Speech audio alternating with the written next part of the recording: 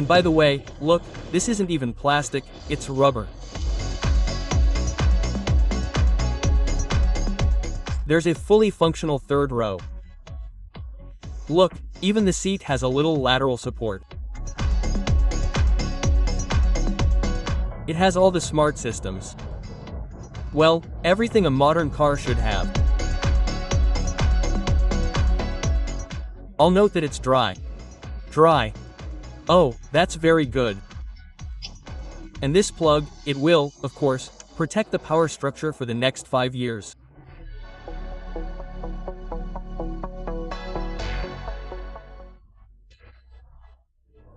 This is a car for safely transporting your passengers, your family, from point A to point B with maximum comfort.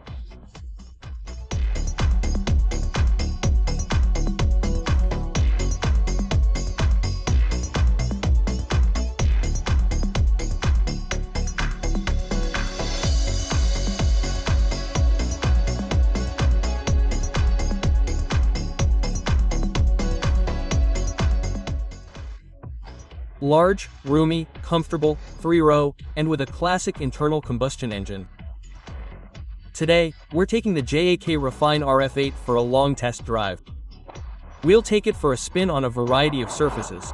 Of course, special attention will be paid to the interior, to how it can be transformed. Of course, we're interested in how the 2-liter turbocharged gasoline engine and the classic automatic drive. I'm waiting for your questions right now during the live broadcast in the chat and, of course, in the comments. We'll answer them all. Let's go.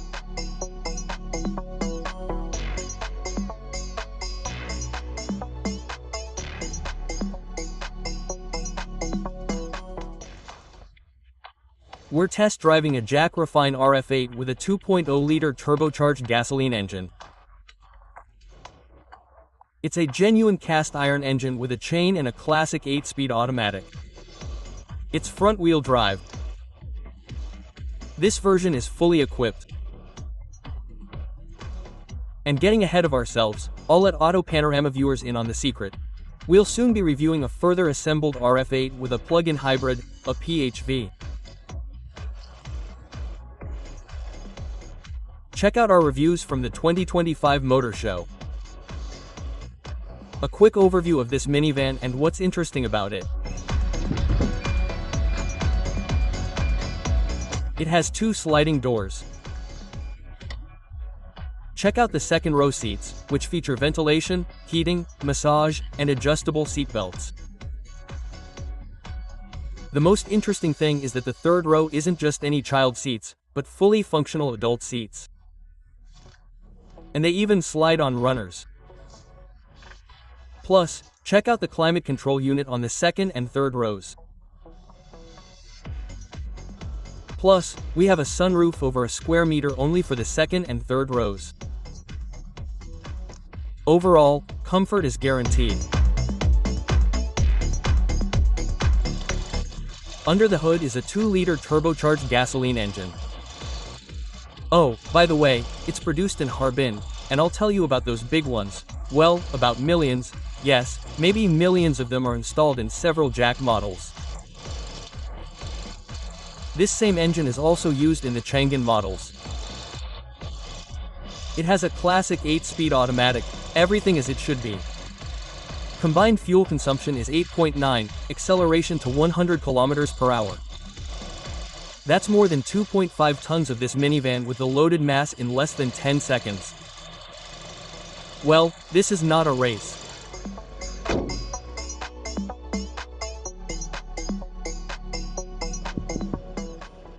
Heated windshield. Yes, yes, yes. With a wire. Heated front seats, a second row seat, and a heated steering wheel. So, the warming options are all there.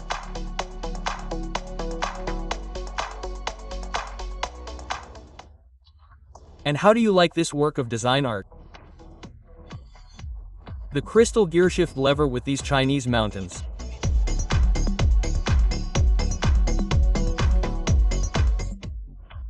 Double glazing not only in the front row, but also in the second row. Plus, there's roof insulation, underbody insulation, and door insulation. It's incredibly quiet inside. physical keys, inductive phone charging, 2 multimedia screens. And most importantly, we have Russian localization. Yes, yes, yes, Russian localization and all the accessories you need on the road.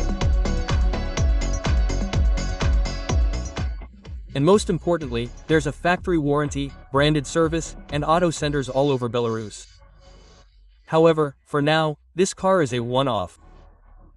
There's also a sibling with a plug-in hybrid. And all of this will be on display at the motor show. Well, I don't know, the dealer is currently collecting orders, and the dealer will determine the price. The price, we'll say, will be at the end of our review.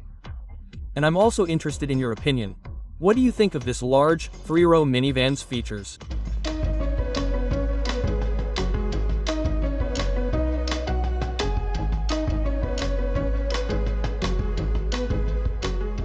Well, let's evaluate the design and appearance. It's a big car. It's truly big, over 5 meters. The wheelbase is 3,100. It's impressive, really impressive. I think if it weren't in that silver color, which slightly conceals the volume, but in some brutal black. A black van with a black interior. It would be so purely Yakut, yes, like in the Taxi 3. The front end, again, the Chinese are already pushing their own line. It's a vertical false grille. In the TV, there's plenty of space before the radiator. Well, let's argue in the comments about whether an additional grille is necessary or not. I'll tell you, with our winter, with our road conditions, I would install one. Because here, well, look, a palm can fit and easily puncture the radiator. This story is called Waterfalls. Moreover, the gasoline jack differs from the plug-in hybrid precisely in the front false grille.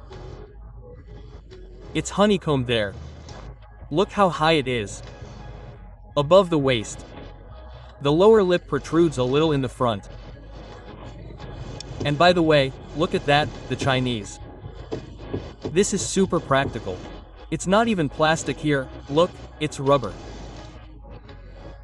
Well, I know a lot of people hit curbs, and the bottom of the front bumper lip is often not very pretty, it's shabby. The rubber here, well, it's a brilliant idea. Look how quickly the Chinese learn. The large wheels here are the GTI Control P10 from the factory. Size 225. Diameter in inches is 18. Well, plus how trendy it is now. We have two-tone wheels, silver chrome, not bright, and black, like this piano lacquer.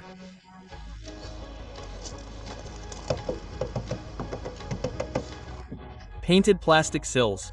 Well, this is pure beauty, yes. Look at these chrome moldings on the doors, from our sandblasting in the winter. Well, yes, that's more of a beauty. We have plastic in the arches in the front, and felt arches in the back. Again, the emphasis is on comfort in the second row. And, of course, we have disc brakes both front and rear. I'm really happy with the door solution. Both side doors are sliding, and they're electric, with push-button operation. There's a button on the outside and a button on the inside. There's also a release button right under the driver's hand. Yes, the driver can open and close both second-row sliding doors. How about that? I was surprised. Look at the roof and try to find the weld. Guys, I took pictures with a magnifying glass, as they say, and my phone, trying to find it. The elements here are one-piece, take a look. That is, a completely one-piece element, for example, the side pillar. Just where is it welded, right? That is, they were trying to achieve body rigidity even during rollovers. So, guys, there's laser welding here, laser welding on the roof and on the soundproofing. One rubber band, a second rubber band, a third rubber band, completely along the entire opening. How about that?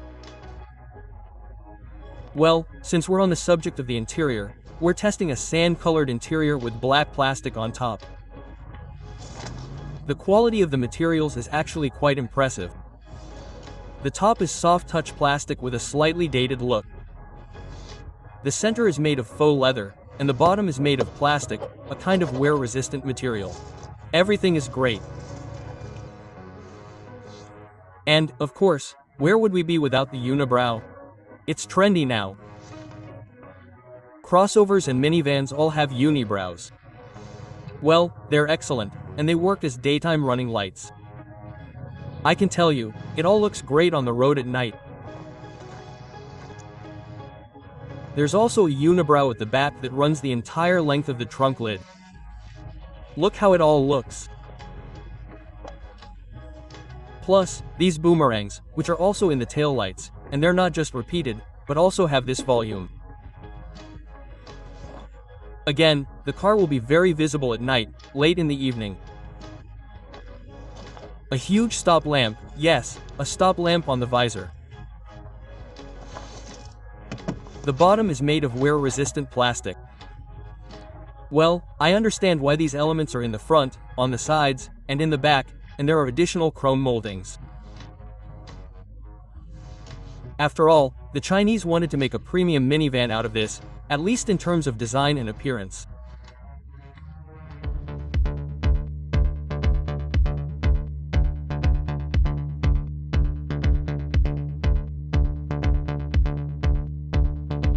Let's evaluate the driver's position. First, the large seats. They are large in length, that is, the lower seat is long, very decently long, in height and width. That is, well, with my configuration, I weigh 90 to 95 kilograms, and I'm about 80 centimeters tall. There's plenty of room for me. The large, simply enormous center console with black piano lacquer. It looks great. And, of course, this simple designer feature, this little thing. I read that it's real rock crystal, and with this cutout, like the rock, it looks great in volume. And it fits nicely in the hand.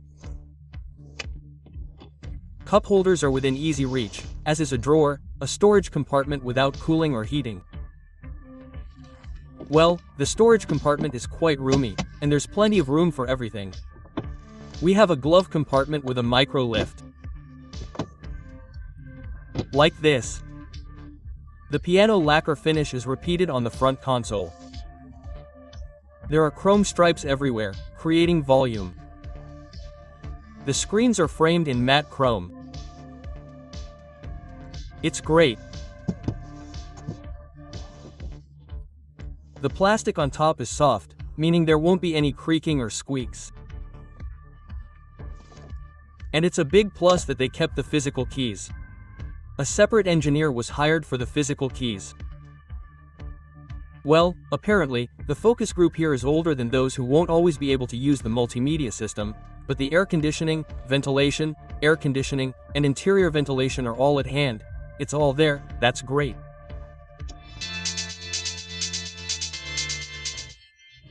A minivan is primarily not for the driver, but for the passengers. The same support here is also a trend, the so-called zero gravity, meaning zero gravity in the second row. The seats have knee pads, the seat is contoured, and the seat is bolstered. Yes, we have back support here, forward and backward, up and down. Everything is fully electrically adjustable. Yes, the only mechanical thing left is the movement on the seat runners.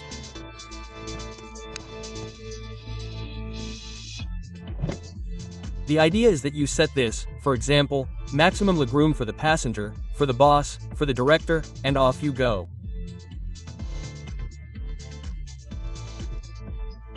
Also, notice these convenient niches for your phone. There's a USB charger here. There are armrests on the left and right. Let me remind you that in the second row we have heating, ventilation, and even a massage function. Let's look further. We have cup holders. We also have a niche like this for phones. We have a 12-volt outlet. By the way, it's a handy thing. Usually, it's children who can't reach it. Please, the handle has been lowered for you. Oh, the joy. That's the joy. The climate control is designed here not like in a car, but like a bus. It's up top. We set the temperature, the heating, and the ventilation controls. By the way, I looked at the PHV right at the top, and there's even a screen. Well, I don't know. Well, here instead of a screen, please. And this huge one, more than a square meter. Sunroof, panoramic roof. Cool. I'm glad there are, note, coat hooks, because some cars don't have them anymore. And here, of course, the second row offers.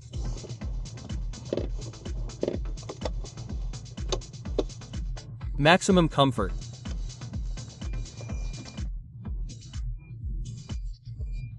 I mean, of course, back when we were reviewing the top-of-the-line Multivan or the top-of-the-line Toyota Alphard 15 to 20 years ago, when they were turning the N into, so to speak, an office on wheels, the Chinese are doing it for 2 or 3 times the price, and even if you add some other special equipment, it will be cheaper than today's Multivan.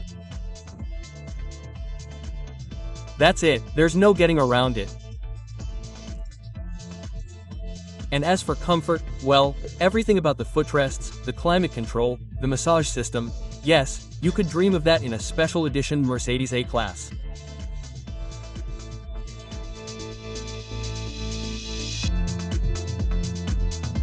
Let's check out the third row. Usually, in the veins, it's, so to speak, more for children, because even here, well, the upper seatbacks don't fold.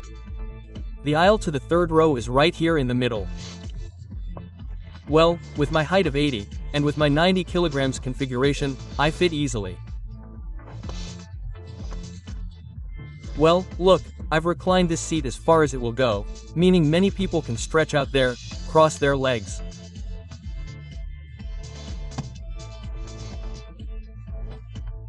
In the left seat, I sit another 2 to 3 centimeters above my head again. At a height of 80 meters, well, centimeters, and yes, here we have, well, I don't know, a third one will actually fit, but for 2 people, you know, it's not just like a minivan with an extra third row. No, this is a full-fledged third row. Look, even the seat has this little bit of lateral support. A slight knee bulge. We have pockets here, cup holders, a USB charger, and a hook. Yes, please, there's a hook and a light. And if I move behind the seat, look at the one that's usually there. Yes, here we have, well, it's already more than 10 centimeters. Plus there are these big armrests, yes. Well, and I like this window. I mean, a proper one, not just a hole, a porthole, yes, but a proper large window. So here in the third row, I can tell you, an adult with an average configuration, even with a large one, well, large people will be able to settle in here with normal, maximum comfort. That's true. Well, maybe I'd like to add something here, like heating or ventilation, since there's a third row. But most likely, either child seats or a third row will be here. It's rarely needed. After all, the emphasis is on the second row, the emphasis is on comfort. But the space here, in the third row, is a really big plus. It's a huge plus. This isn't a minivan, it's a full-fledged interior. Guys.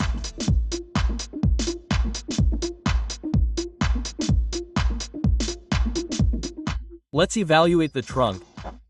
The manufacturer states the size from 700 liters to 2 cubic meters. Well, I did special preparation and took a suitcase. We have a medium suitcase on test, so to speak, one that is checked in. And here is a suitcase that can be carried on. Well, let's imagine, I'm a traveler, a passenger, I'm met. a backpack, a carry-on suitcase, and a checked suitcase. Our trunk space is minimal now, right? And many people say, oh, how little space there is. Well, let's put it this way. This suitcase becomes, then, 1, 2, 3. That is, in principle, 3 medium suitcases. This suitcase even fits crosswise. That is, in principle, 1, 2, 3, 6 suitcases is possible, right? Well, voila, even in this form. Something like that, right? So, basically, a family's entire luggage will fit even in this minimal space. Let's see what else is possible. We fold one seat, then fold the second seat. In this configuration, we already have, well, I don't know, here, it seems to me, more than a cube in this space. And you can see that there's already room for several dozen suitcases here. Basically, the interior can be modified in many ways. I'll show you one now.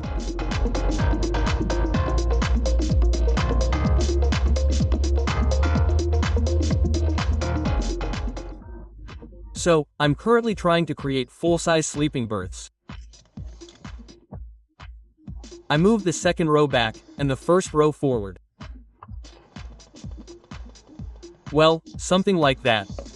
So, you can also remove the headrest. Well, I don't know. That option is also available in the interior transformation. Basically, if you put something in, you can fold it.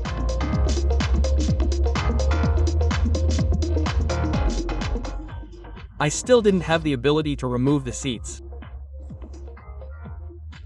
So, basically, well, write in the comments, anyone who has been driving the refinished R8 for more than a day, 2, or even a week, whether it's possible to remove the seat.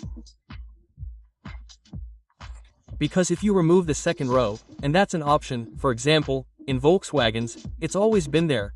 You can imagine how much space there is, how big the loading platform is. No need for a refrigerator. Yes, you can fit a 3-seater sofa in there. And let me know in the comments.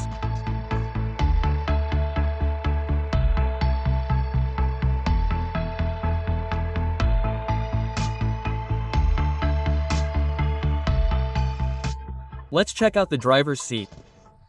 We have perforated leather. Let me remind you that we have ventilation and heating in the front. In the back, we have ventilation, heating, and even massage. The steering wheel in the second row adjusts for tilt and reach. It's a multifunctional steering wheel. Buttons on the right, buttons on the left, everything as it should be. There's an inductive phone charger here. It's convenient, we can easily throw it in right away. Plus, below, there's that flying console, the kind all Chinese manufacturers are loving these days. That means there are 2 USB ports, a 12-volt outlet, and another USB port. And one of the USB ports is super powerful, putting out 50 watts. I really like that they left the physical buttons, the essential ones, like ventilation, interior intake, maximum airflow, and the levers are convenient. Good. We have the volume control knob right here. And by the way, taxi drivers or corporate fleet drivers will appreciate this for a minivan. The door on the right opens here, please. And we can also close it here. So, the passenger, no need to explain where to close what. The door on the left opens the same way. So, both sliding doors open here from the center console. You can also change the steering wheel effort here, and you can also change the driving modes here. There are several. Well, everything is clear. And I like the high waistline. And even during the day, the ambient lighting is noticeable. You can customize it however you like. I am pleased with the quality of the materials. They are soft on the top, with real stitching. In our version, we have a calm sand color on the bottom and a dark color on the top, plus a white ceiling. There's a separate sunroof above the driver and front passenger. And there's a sunroof for the second and third rows, over a square meter. I'll note that we have adjustable seat belt height here, and it's simply a work of art. It's a beautiful thing to admire and observe. They say this is crystal, real crystal. I don't know, I'll even try it with my teeth. The Shark-style gearshift looks great. Let's remind ourselves that we have an 8-speed automatic here. Well, let's test the car in the city. Let's remind ourselves that it's over 5 meters. That's quite a lot. I even compared it in traffic with other cars, and, well, with the T5 and T6, which is what we have in Minsk. And I even caught up with a Kia Carnival. I thought, no, this RF8 is even bigger. Let's go.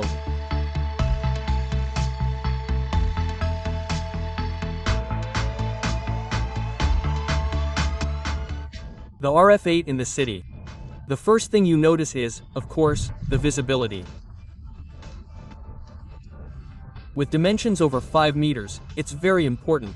Well, few bus drivers here drive passenger cars, so it's important to get used to the dimensions right away. This engine can produce from 230 to 253 horsepower, but this one has 235 horsepower and 400 Newton meters of torque. Those are pretty good figures, so, in principle, this car can rev up. In the city, I don't hear any noise. That is, up to 60 kilometers per hour, there's no strut or engine noise, unless you rev it up, of course. And by the way, our classic automatic transmission gives you a "come on, I'll make it" on the green light. It allows for kickdown, but, of course, the engine wakes up right away. I should note that the engineers have worked especially hard on soundproofing. I looked at information about the RF8, and they say they've really gone to great lengths with soundproofing to ensure maximum comfort. Well, for passengers in the second row, well, basically, the entire cabin is quiet, no crickets, no unnecessary sounds at all coming from outside. I forget that I'm driving a big minivan. Handling. Well, it's not a sports car, but the steering wheel, which, by the way, can be adjusted to either comfort or standard, varies the effort, and, well, it's enough for me. Generally speaking, in this car, you don't want to immediately rush around, accelerate, or cut in. I want to drive calmly, honestly, not even behind the wheel, but somewhere in the second row. Once in the city, I usually turn on cruise control. It has all the smart systems. Well, everything a modern car should have. Except that even this top-of-the-line version, the flagship, doesn't have automatic parking. Well, maybe the engineers decided that it needs a pro driver. By the way, about parking in and for a minivan in the city. There's a great camera here, a 360-degree view displayed on the screen. Plus, there are large mirrors. Look, the rearview mirror is dimmable. The side mirrors are irregularly shaped, bulky. And there are blind spots. So, basically, smart systems in the city, already in the city, allow you to withstand cavities, allow you to, stick to a certain speed limit, and this, of course, will save you money. And here it also reads traffic signs. Well, I don't know how it's 80, here's 60. By the way, I always forget all those 80 to 60 crossings here on Parkovaya. Here it reminds you. You can also set several warning options in the settings. You can use a beep, it will remind you, or you can even, so to speak, help you a little more actively. In general, smart assistants are already in the city, this is a big plus. They are here, and they work great. I'll note the very tight suspension. The car is, as they say, well built, tightly packed. On smooth asphalt, you simply don't hear it. Well, on small joints, probably due to the large wheels, and thanks to the correct Masterson in front, we have a multi-link in the rear, and the correct suspension settings. Well, there are no potholes in Minsk that would be audible here. Let's take a couple of circles around the ring and see. Well, it's a minivan. Although the center of gravity is quite low here, and let me remind you about the low ground clearance. Ground clearance is 135 millimeters. There is practically no roll. I note that the engineers also, bothered about the car's directional stability. Let me remind you, of course, all the smart systems, all the smart assistants. Well, look, we're already going a little on the circle. Yes, I'm starting to skid, but the seats with lateral support hold me in place. That is, with my weight of about 90 to 95 kilograms, the seat holds me in place. Speed bump. The rear suspension swallows speed bumps in the city. You get used to the JAC, the RF8, very quickly, and it becomes a full-fledged passenger car, a passenger car. JAC RF8 outside the city. We increase the speed a little. The smart systems work, the assistance, adaptive cruise control. I have the steering wheel. Look. Here we are entering the arc. Yes, see? It helps you hold on. That is, well, it is clear that now he reminded me. Keep your hand on the steering wheel. But very well, yes, it licks the turns well. Again, it is not sporty. The height here is under 2 meters. Well, guys, this is a minivan. The manufacturer declares fuel consumption on a 2-liter engine with an automatic in a combined cycle of about 9 liters, that is 8.9. And I don't know how much it actually turns out to be, because we usually test cars in such maximum extreme modes. The car is constantly running, so, of course, I will get about 10. But on the other hand, a big car, 2.5 tons of curb weight, you can transport 7 people. Well, of course, the consumption will be more than 10, and in winter with an automatic. But on the other hand, on the highway, this turbocharged gasoline engine at a speed of 110 to 120, I think, will produce 77 to 7.5 liters. Write in the comments what your 2-liter gasoline engines. We'll provide more detailed information on this engine, this automatic transmission, and the maintenance schedule separately in our proprietary technical reviews. We'll use lifts, lift it, and see how it's prepared for our operating conditions. And, of course, what kind of oil to use, how to change the oil in the transmission. We'll tell you everything. Find it on our Avta Panorama channel.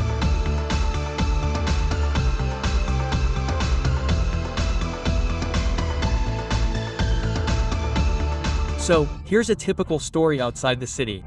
I'm currently driving 40 behind a cement mixer. The story is, well, so-so.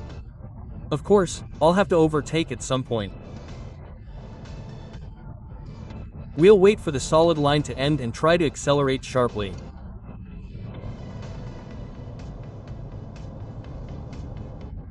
Let me remind you that our car reads signs. There are millimeter wave radars front and rear. There's a camera, as you can see, that reads signs. That is, from a family or corporate perspective, a car should be as safe as possible. What you always ask is, yes, everything's fine. Airbags, curtains, crumple zones, a separate capsule, I read here. There are super rigid metals, a super rigid design, of course. The Chinese engineers now make cars that are not the same as the ones from 10, 15 to 20 years ago from the Middle Kingdom. No, guys, they even made their SynCap more rigid than the European one and the Safety Institute. And they add side impacts.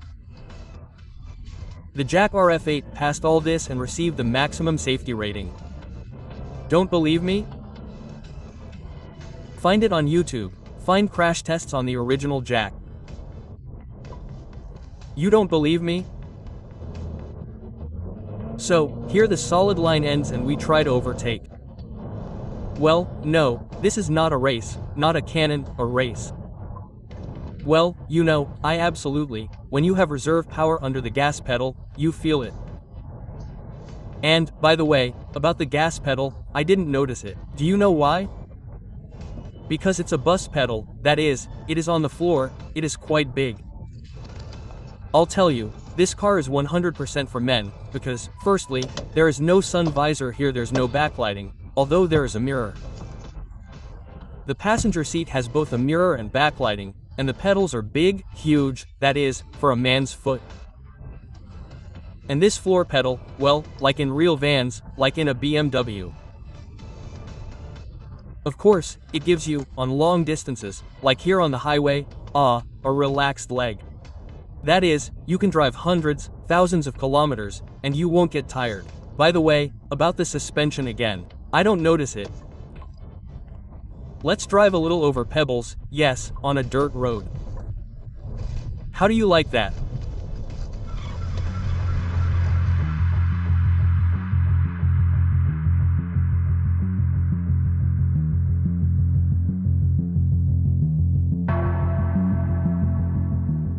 We found this near Minsk. Well, because on asphalt it's clear how it rides on the highway, on the ring road the smart system works. Well, how will the suspension perform in these conditions?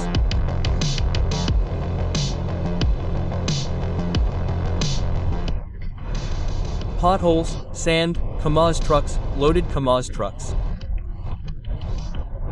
I wouldn't say the road here is very bumpy, there hasn't been much rain yet, but basically, well, look, there's a pothole that would lick even a KAMAZ. I like the suspension settings. It's moderate, the suspension is composed and has excellent amplitude. And this is where it really comes into its own, because, well, we're not pushing it hard yet, and we're still at 30 to 40. Well, let's add a little speed. Good. And these are the pumps we have. Clay, sand. Let's add speed.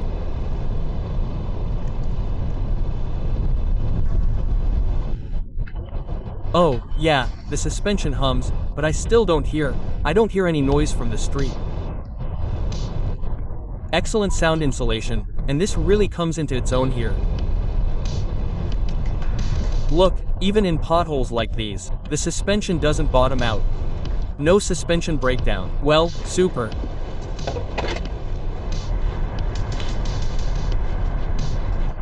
The strength test, in this case, is on the body. We won't hang the RF8 out today, because it's a minivan, not a crossover. To test the body's rigidity. But this is exactly the kind of road we're going to drive at around 40. The rocks give us the opportunity to test how durable this Chinese car is. I'll tell you what surprised me. The JAC surprised me. Well done.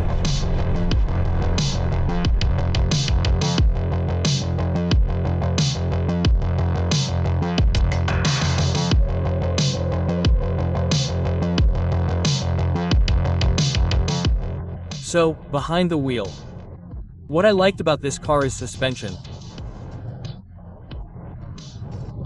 I was surprised that, well, the Chinese, comparing the Chinese of today and those of 5 to 10 years ago, these are different cars, because even this, well, essentially a family corporate minivan, behaves very predictably on all roads. Although the McPherson strut is classic in the front, and a multi-link in the rear, it's a question of the settings. Smooth asphalt, highway, and broken asphalt, dirt roads.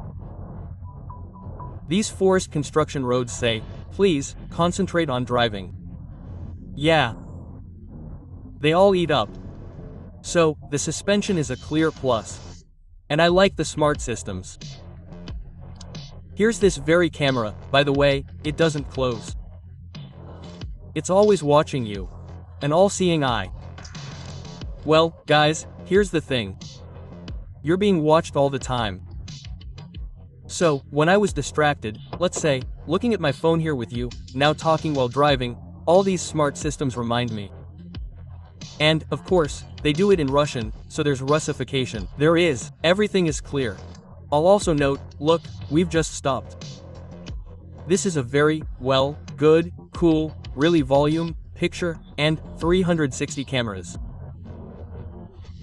That is, you always see, but let me remind you that the stated clearance here is about 135 millimeters, that is, quite low, so you need to watch how you park. Curbs.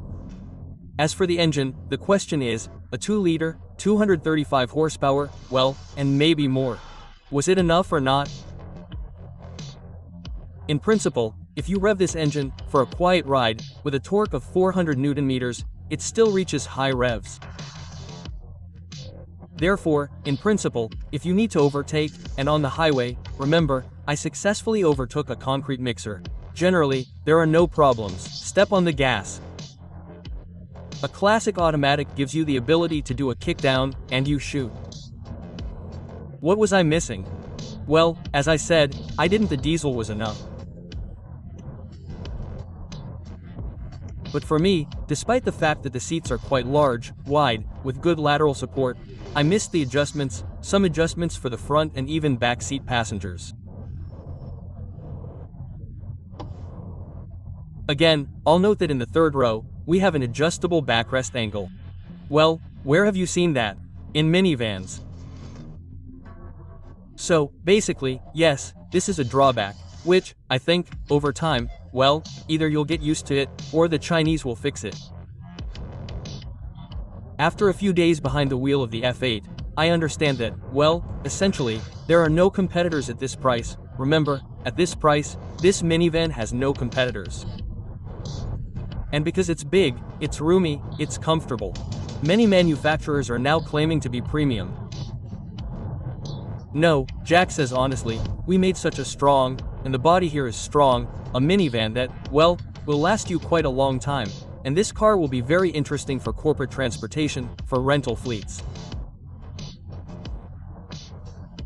Well, and if your family has around $40,000, I think you'll be pleased. Especially with the service, factory warranty, and maintenance. All of this is available at all auto centers across Belarus.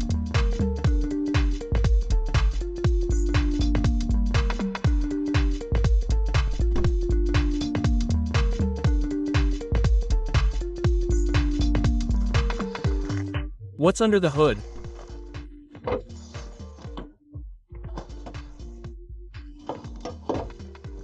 Under the hood, in our version, is a 2-liter, 16-valve, 4-cylinder, transverse inline-4 with a cast iron block, aluminum head, timing chain, and a classic 8-speed automatic.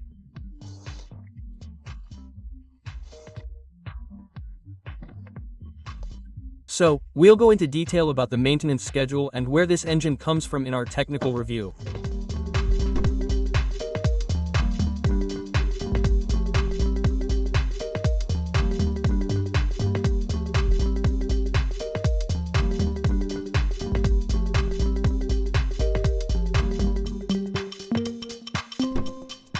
So, our F08 is on a lift. Let's see how it's prepared for our operating conditions. The first thing I notice is, yes, we have a bumper. Look, it has a lip, right? But what I noted, and especially our drives on sand and forest roads, showed that this feature is very, very useful. Our rubber is factory fitted, notice the boot. Yes, and the boot, in fact, is felt. Again, this is a concern about noise. We have plenty of space for maintenance. The filter replacement is right at hand. Yes, there you go, the filter is simply easy, immediately accessible. That's good. Do we need to make an additional metal one? I don't think it's important for a minivan. What immediately catches your eye? Look at the underbody. It's smooth. This is again a matter of technological culture, because everything is hidden, everything is selected, and for ground clearance, the factory stated ground clearance here is 135 millimeters. I don't think we need to check it. That is, we'll believe it. Moreover, the Chinese usually have a reserve. That is, if 135 is stated, Then for China, this is with a maximum load. That is, the maximum load is at least 6 to 7 people. That is, in a normal story, you can add 2 centimeters here. We have McPherson struts in the front. Everything is classic. Very powerful dust covers. The Chinese also learn quickly. And even such small things as rubber products. Everything, well, better and better. We have a segmented exhaust system. 2 catalytic converters. A catalytic converter with sensors means that yes, this is already Euro 6 compliance. Look, we have 1 can. We have a flared exhaust pipe at the rear, and 2 additional muffler cans. So, no need for any show-offs, just 2 pipes on the right and left. We have a multi-link rear suspension. And, well, this is probably the most problematic area. But, basically, it's metal everywhere, yes, everywhere, although no, it's not glued together. That is, some of the components are possibly aluminum. Let's look at how the underbody is finished at the factory. The entire underbody is coated at the factory. I'll note. No, the importer didn't do anything here. There's practically not a single piece of bare metal in the rear, yes, but only in a few places. Plus, look, there are rubber plugs now. That's a big plus, because before, guys, the Chinese didn't have plugs. In places like these, look, for example, there's a load-bearing element inside. Okay, let me try to get it out. Yes, it's easy to get there. A plug. And I'll climb in. I'll note that it's dry. Dry for now is good. That's very good. And this plug, it will, of course, protect the load-bearing structure for the next 5 years.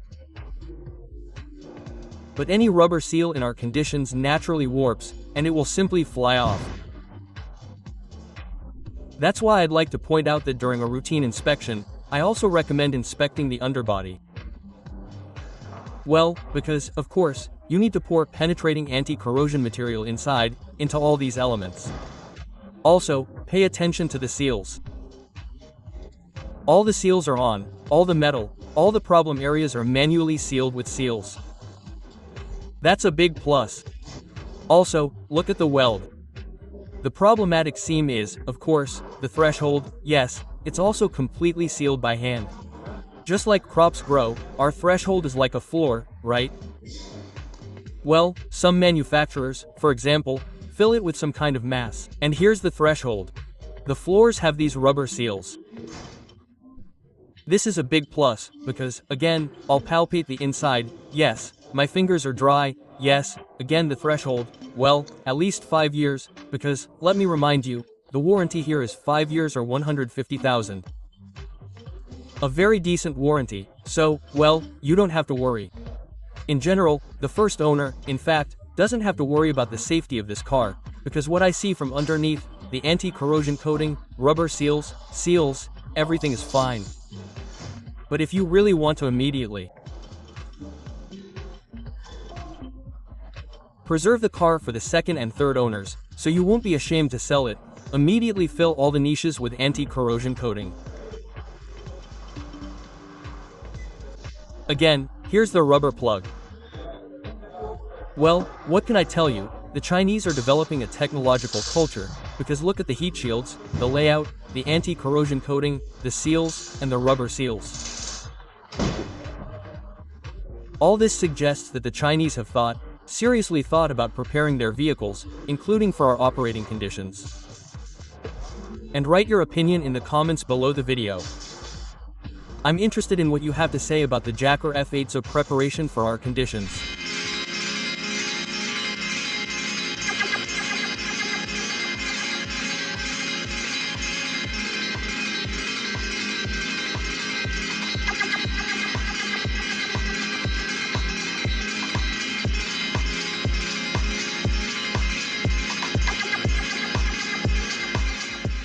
A few words about prices, competitors, and, strictly speaking, who would be interested in the JAC RF8. Well, for starters, as of today, there are officially 3 competitors in Belarus by size. There's the Vodream, which is available as an electric vehicle, as well as a serial hybrid and a VR. And there are two slightly more compact minivans, the Dongfeng Tour and the Hai 7X. We tested all three minivans, and I tested them myself. We have test drives and technical reviews on our channel, so I'll add them to the description in the first comment. Well, as for parallel imports, frankly speaking, the first comparison is, of course, with the Chinese. Here we have the electric JAC 008 and the JAC. But they are not represented here. And, of course, they are also transported American, well, let's say, Japanese minivans for America, are compared to the Sienna, the same Alford. But, frankly, in terms of packaging, balance, comfort and, most importantly, price. Let me focus on the price. This version, which we took for a test drive with a 2.0 engine and an 8-speed classic automatic, costs about 129,000 Belarusian rubles. That is, it's a little less than $40,000. The version that we will review at the MOAR show is a plug-in hybrid. The plug-in hybrid costs about 159,000 Belarusian rubles, that is, well, a little more than $50,000 to $53,000. Well, you must admit, it's difficult to speak about competitors in terms of price. As for who will be interested in the JAC, well, it's clear that families, large families, 3 rows, the second row is a complete joy, complete comfort, the interior can be transformed to suit any needs. Even if you go camping, you can sleep in it or even drive the kids. Although, of course, 40–50,000, if you buy a plug-in hybrid, is a bit pricey for a family. But it seems to me that one of the main potential clients for focus group is corporate fleets.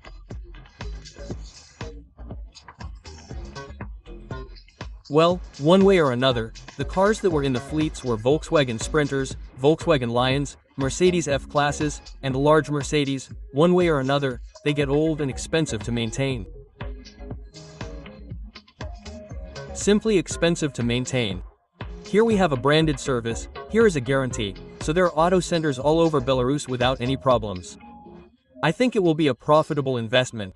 Well, and I showed that, in principle, for a corporate fleet, either 6 or 7 people, and most importantly, the beloved boss in the second row, yes, we carry him. But if you need to meet someone at the airport, please, the whole group of 5 or 6 people, plus suitcases, plus, if necessary, a convertible. Therefore, it seems to me that ICE cars are precisely the option, and, of course, various other things. V-rentals, VIP rentals, passenger transportation, this will be an interesting car. So come to the MOAR show, see this car there. For now, this is a one-off in Belarus, and here we have it for a test drive, but I hope that next year they will go into production. They will be on display at car dealerships. And, of course, there will be favorable financial offers. Guys, write to me. I'm waiting for reviews from real owners, waiting for owners of minivans, and of these corporate cars, because, believe me, the driver will love the heated seats, heated windshields, ventilation, all the smart systems behind the wheel. That means you drive and relax, you get a thrill. Write in the comments, I'm waiting for your opinion.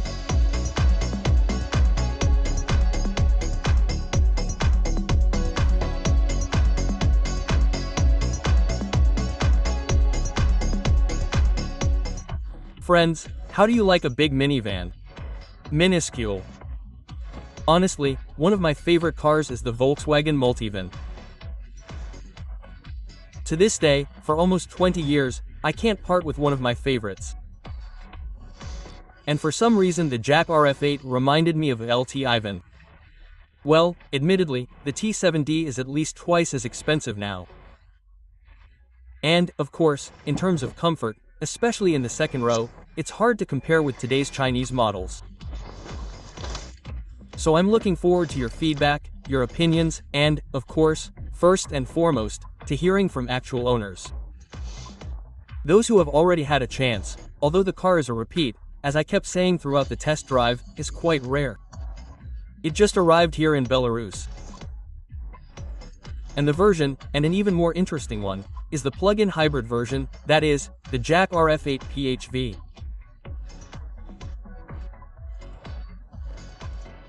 You can see at the MOR show and in our auto panorama reviews in the MOOW 2025 playlist.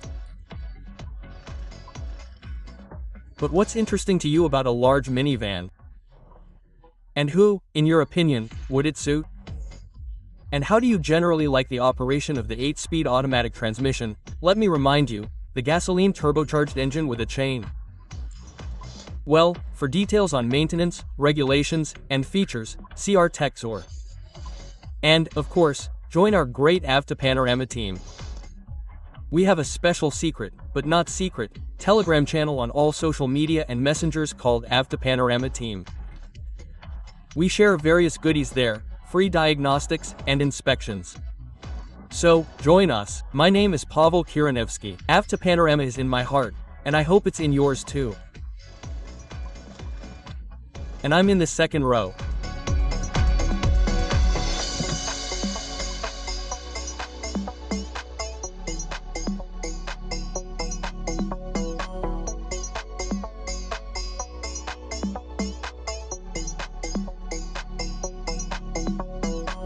Yeah,